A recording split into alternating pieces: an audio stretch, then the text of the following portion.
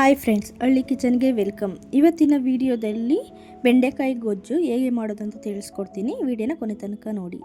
First ಬೆಂಡೆಕಾಯಿನ ನೀಟಾಗಿ ಒರೆಸ್ಕೋಬೇಕು. ಬೆಂಡೆಕಾಯಿನ ತೊಳೆಯಂಗಿಲ್ಲ, ಅದಕ್ಕೋಸ್ಕರ ನೀಟಾಗಿ ಒರೆಸ್ಕೊಂಡು ಅದನ್ನು ಸಣ್ಣದಾಗಿ ಹೆಚ್ಕೋಬೇಕು.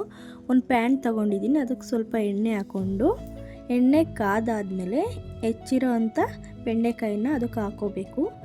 ಬೆಂಡೆಕಾಯಿ ಹಾಕಾದ್ಮೇಲೆ ಅದನ್ನು ಮೀಡಿಯಮ್ ಫ್ಲೇಮಲ್ಲಿ ಅಂಟೋಗೋ ಗಂಟ ನೀಟಾಗಿ ಹುರ್ಕೋಬೇಕು.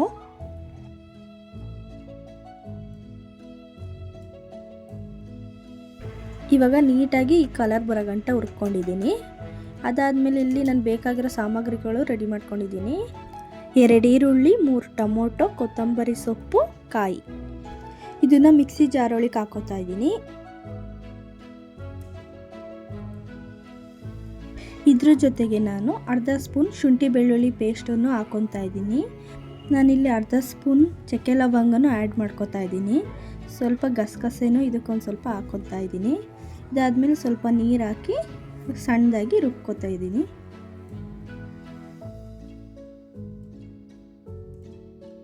ನಾನಿಲ್ಲಿ ಒಂದು ಪಾತ್ರೆಗೆ 3 ಸ್ಪೂನ್ ಎಣ್ಣೆ ಹಾಕೊತಾ ಇದ್ದೀನಿ. ಎಣ್ಣೆ ಕಾದಾದಮೇಲೆ ಸ್ವಲ್ಪ ಸಾಸಿವೆ, ಕರಿಬೇವಿನ ಸೊಪ್ಪು ಹಾಕಿದ್ದೀನಿ. ಅದ್ರ ಜೊತೆಗೆ ನಾನು ಹೆಚ್ಚಿರೋ ಅಂಥ ಒಂದು ಈರುಳ್ಳಿನ ಆ್ಯಡ್ ಮಾಡ್ಕೋತಾ ಇದ್ದೀನಿ. ಇದನ್ನು ಫ್ರೈ ಮಾಡ್ಕೋಬೇಕು.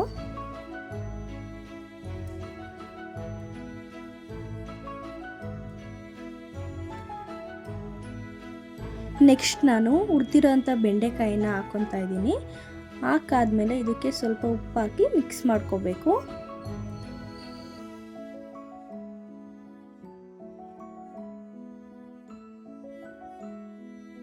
ನಾನಿಲ್ಲಿ ಒಂದು ಚಿಟಿಕೆ ಅರಿಶಿನ ಪುಡಿ ಹಾಕಿ ಮಿಕ್ಸ್ ಮಾಡ್ಕೋತಾ ಇದ್ದೀನಿ.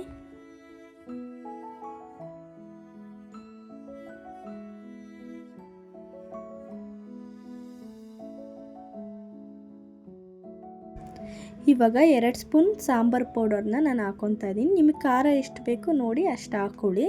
ಅದಾದಮೇಲೆ ಮಿಕ್ಸ್ ಮಾಡ್ಕೋಬೇಕು.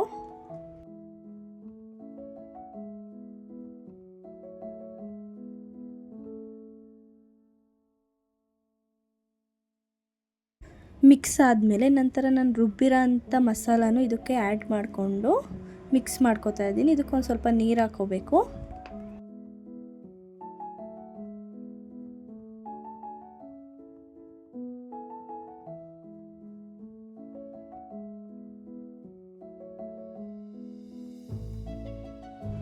ಇವಾಗ ರುಚಿಗೆ ತಕ್ಕಷ್ಟು ಉಪ್ಪು ಹಾಕ್ಕೊಳ್ಳಿ. ಉಪ್ಪು ಹಾಕ್ಕೊಂಡು ಸ್ವಲ್ಪ ನೀರು ಹಾಕ್ಕೊಂಡು ಮಿಕ್ಸ್ ಮಾಡಿಕೊಂಡು ಫ್ರೈ ಮಾಡಿ.